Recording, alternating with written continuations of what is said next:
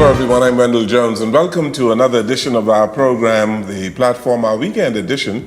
And on our program we look at certain events with Bianca Naigad. We also talk about health and fitness a whole lot on our program. This is our lighter part of the programming for JCN and the platform, and she's been bringing some wonderful guests to us over the last several months. We've been talking about cooking and various events that have been on in the Bahamas, and health and fitness in particular. And today on our program we are pleased to have a special guest, Erin Brown, who is a cancer survivor, and you're going to hear a whole lot about her athleticism on the program today. And so we are pleased to have her. Erin, welcome to the program. Thank you. And Bianca, it's good to see you again. Thank you. Good to see you. You're looking good. You can tell that you're in the gym and doing well. Thank you, Mr. Jones. I appreciate that. Yes. Not only is she in the gym, she is. She has a vegetable garden, and she is full on health. Yes. Yes. Trying to get there. Yes. Yes. So, Erin, tell us a little bit about yourself. Well, as you said, I'm a cancer survivor, 13 years now. Very good. Due to osteosarcoma, when I was diagnosed at stage 4, I am now an amputee, an above-the-knee amputee, so I wear a prosthetic leg to get around. And some days I don't wear it. I also still use my crutches and my wheelchair, but mostly I use my prosthetic leg to get around. I am an advocate for persons with disabilities, cancer awareness, youth empowerment, women empowerment. I am 100% energy goddess. Energy goddess. Yes, I don't keep still. I am solar powered. I am all of the things, no excuses, no limits. I am all of that. And that's due to the fact that I'm still here. Despite facing cancer, despite being an above-the-knee amputee, I'm still a mother, I'm still an entrepreneur, I'm still an athlete, and I'm still Bahamian, so can't stop. You are bubbling with energy. Yes. All right. Effervescent, as they say. But let me ask you, when did you realize that you had a cancer?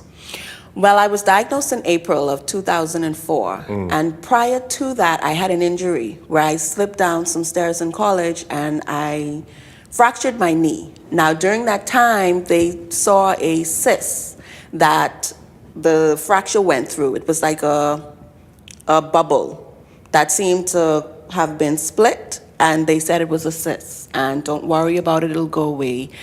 Just continue wearing the brace, do rehab, all of that. A year later, I came home for a break, and I was doing some housework, and I slipped, or at least I thought I did, on the water. I was mopping.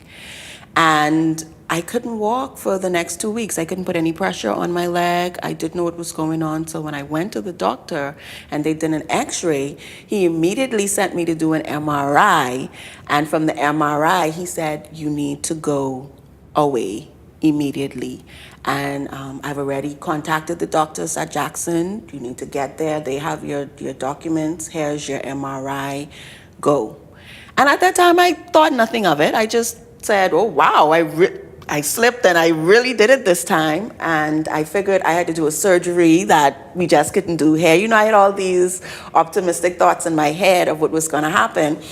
And I went to the doctor and they were x-raying my chest. They did not look at my leg, not once. They x-rayed my chest, asking me questions about my appetite and how do I feel, and all of these off the wall, until I finally asked them, I said, but what about my leg? I mean, I haven't, you haven't said anything about my leg. We'll get to that, Erin. And by the end of the visit, they had cast me from my hip straight to my toe on my left side. They said, so your leg is definitely fractured, and we need to cast you because we don't want it to break. Now, before we cast it, we need to do a biopsy on it. And a biopsy is where they literally punch a hole and pull out samples within the bone area. And they did that, cast me, and I left. So about 2 days later, I got a call letting me know, we got your results. you have osteosarcoma. And I said, okay. And she said, okay, Erin, do you understand what I'm saying to you? It's stage 4 and it's bone cancer. And I said, okay. And I could hear in her voice, she was like, I'm not, okay, listen. Your leg has been casted because we found that the tumor is so large, it has already eaten away your knee. It has left you a fingernail-thin layer of bone, and so casting it is helping it not to break. It's flexing right now, hence why you cannot put any weight on it. And I'm listening, and I'm going, okay. And she said, you need to start chemotherapy right away. And I said, okay. And she finally said, okay, we need you to come in, because I guess she felt I didn't understand what she was saying. So I said to her, all right, I will come in. What's the course of action? And I think that's when she realized I kind of understood. Mm-hmm. And I repeated what she said. I have stage 4 bone cancer. My knee is basically gone, and I need to start treatment. What I think was lost to her was my mother had passed. I was 23, because it was in 2004. I was 23 at the time.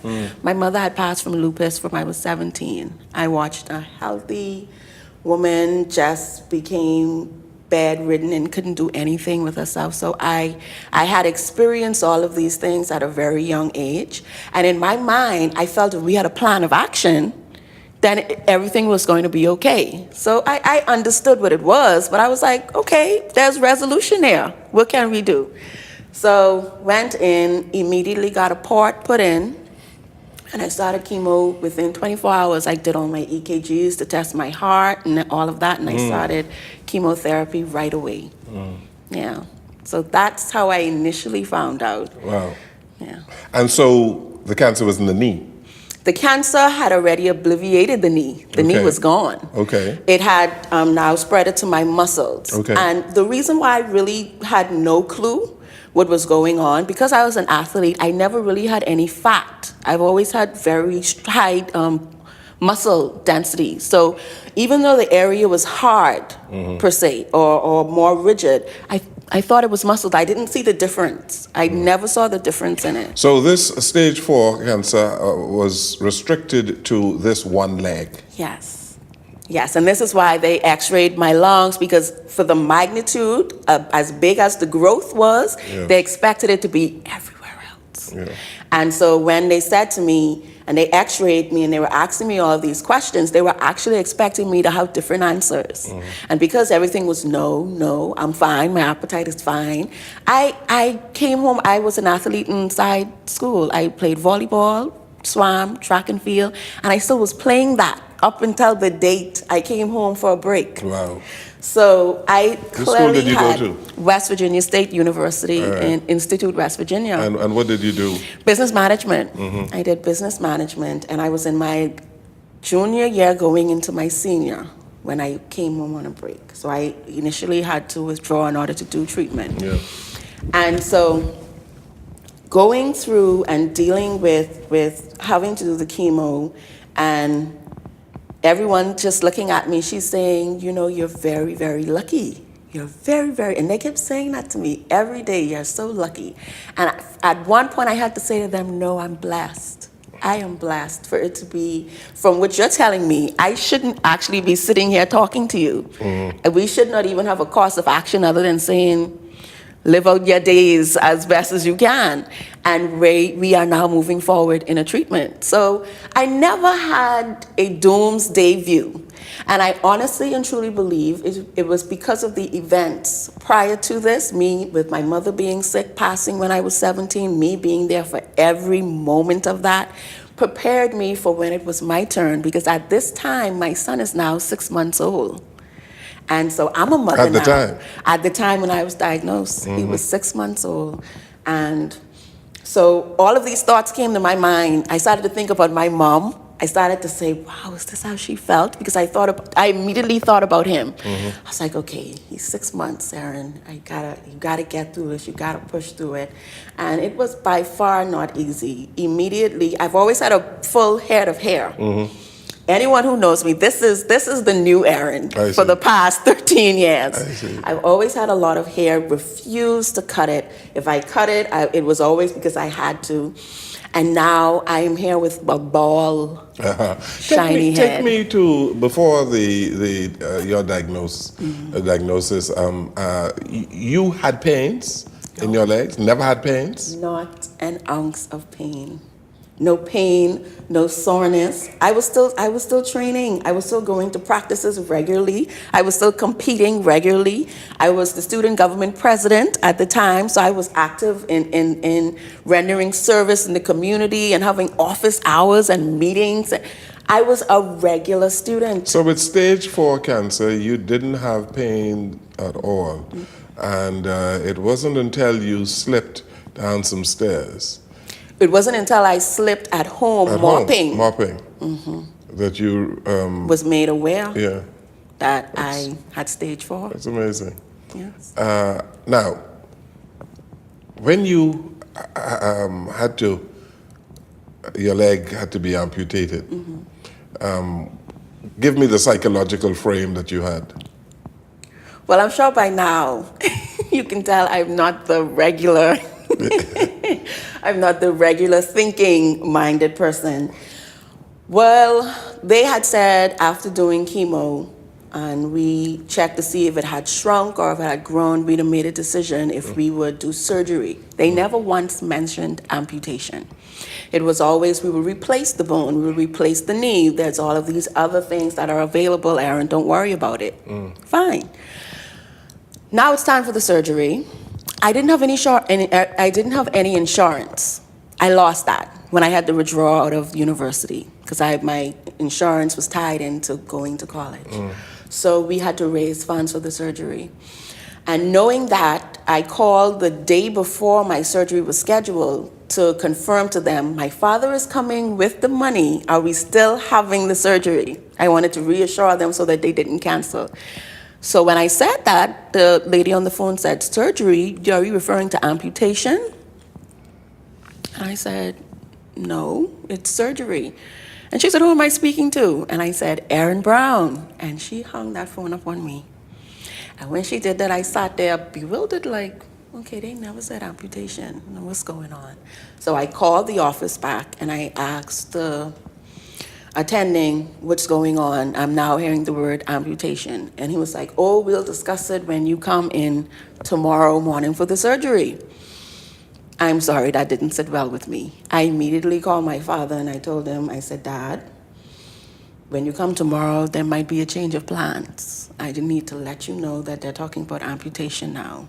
He didn't take that very well. Rightfully so, because it was never discussed. I then called the doctors back and I canceled the surgery.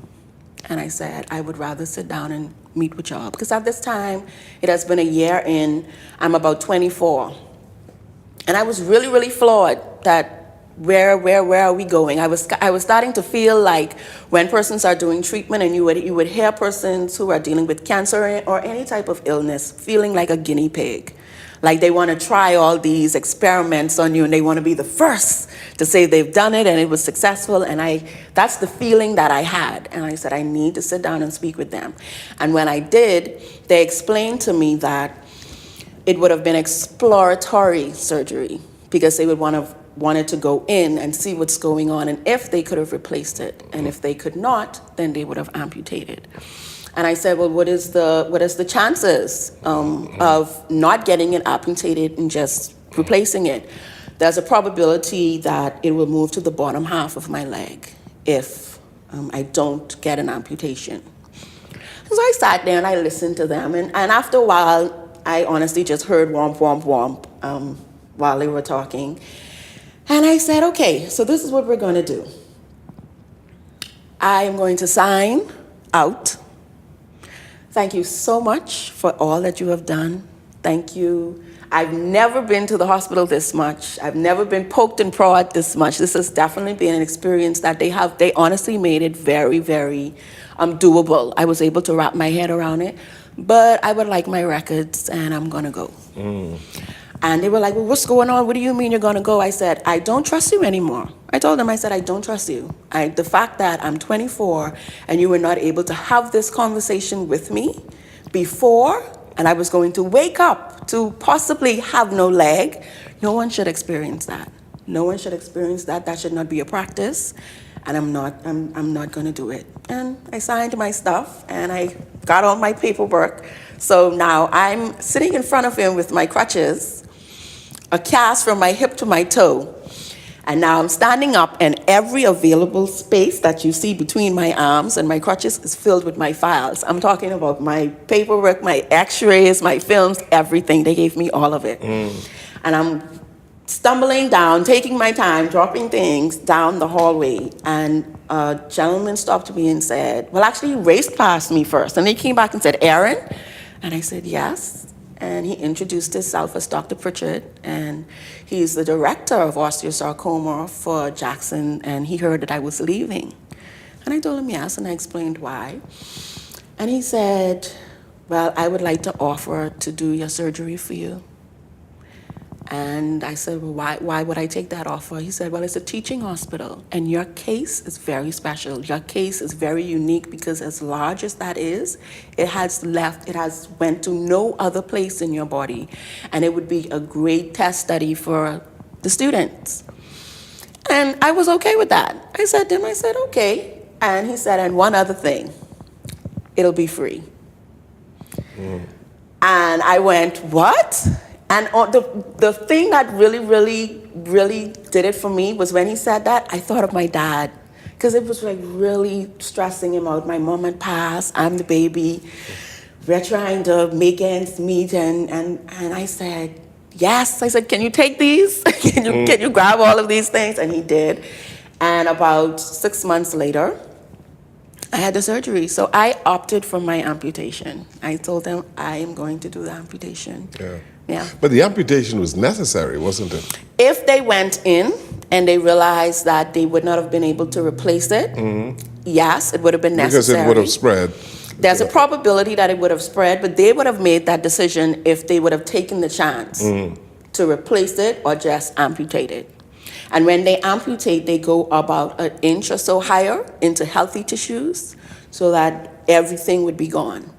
Yeah. So in my mind, I felt amputation was the right way to go. I've already been lugging a leg around that I haven't been able to use for a year now. Yeah. I was ready to let the leg go. Was it still in cast? It was still in the cast. I even developed a blood clot where I had to inject myself in my stomach every day to thin out my blood because it had swollen 2 times its size because of the clot. And so I went through a lot. Because the cast was on too long. Yeah. Yes. And so I was just ready. I was like, limb over life. Just could we get rid of this leg? Because my son is now 1 going on 2. Yeah. I've already missed about 1 birthday and all these other milestones. I just want to get home now. So I said, let's do the amputation. Let's take a break here. Bianca, this is fascinating.